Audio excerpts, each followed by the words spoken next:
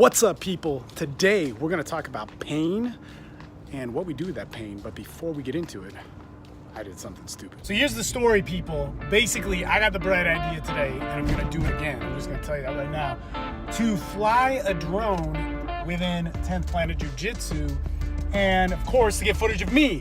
Now, it didn't even do that. But because it was unmanned, it drifted off to the side, and it crashed into the lighting scaffold. And there was only one guy, they didn't have a ladder, who could bring the scaffolding down to get the drone. And so on that note, this is today's podcast now.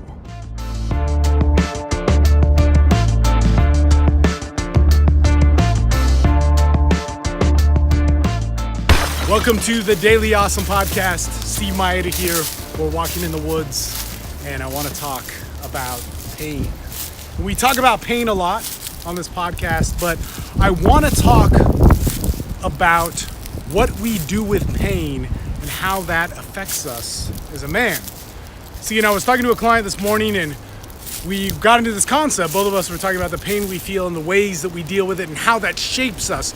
And what I mean by this is perhaps the pain is financial, perhaps the pain is physical, perhaps the pain is emotional, it's from a relationship. But throughout our life, we're going to have pain. We can't avoid that. The pain is real.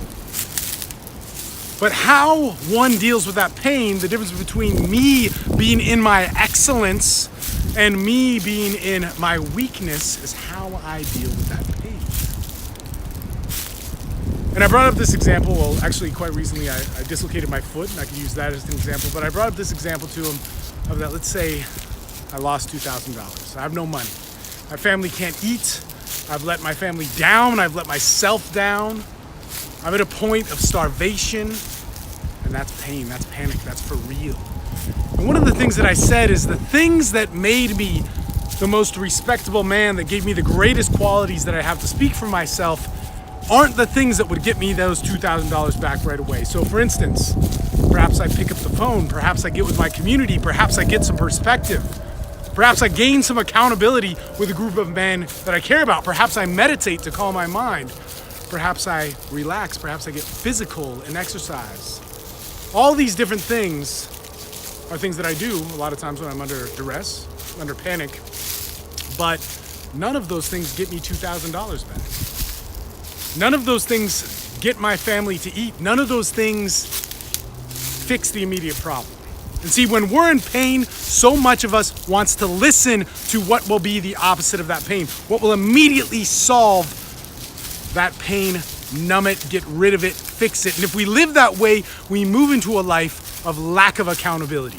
We stop learning to be the man that can be himself, that can live and rise to his best self no matter what adversity he feels, and we start to become a man that seeks for relief, that runs, that lives in fear, that panics, that overblows situations, that becomes erratic, becomes angry, that blames, that seeks to find the problem in others rather than the solution in ourselves. And in that, we've taken this beautiful gift of pain and we've had it make us weak. So you can't avoid pain. Life is going to give it to you. You can't avoid even tragedy. And this is the thing is we complain so much about the assault of masculinity or the dire problems that we run into. These things are going to happen. They've never not happened. They are a part of the world. They are a part of who we are. But the beauty of life is what we do with those.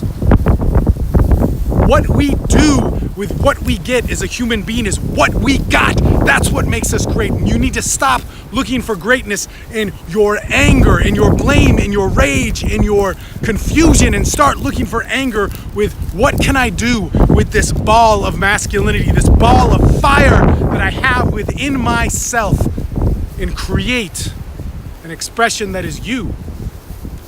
And so one of those things is that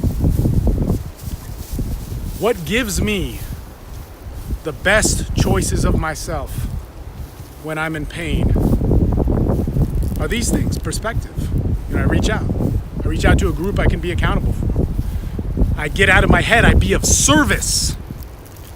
Myself being influenced so much by recovery and 12-step addiction or 12-step addiction recovery is is I be of service, you know, and I share, and I get out of my head. And another thing that I'll do is I'll get into my body, because pain can be solved emotionally in my heart, but it can get trapped in this.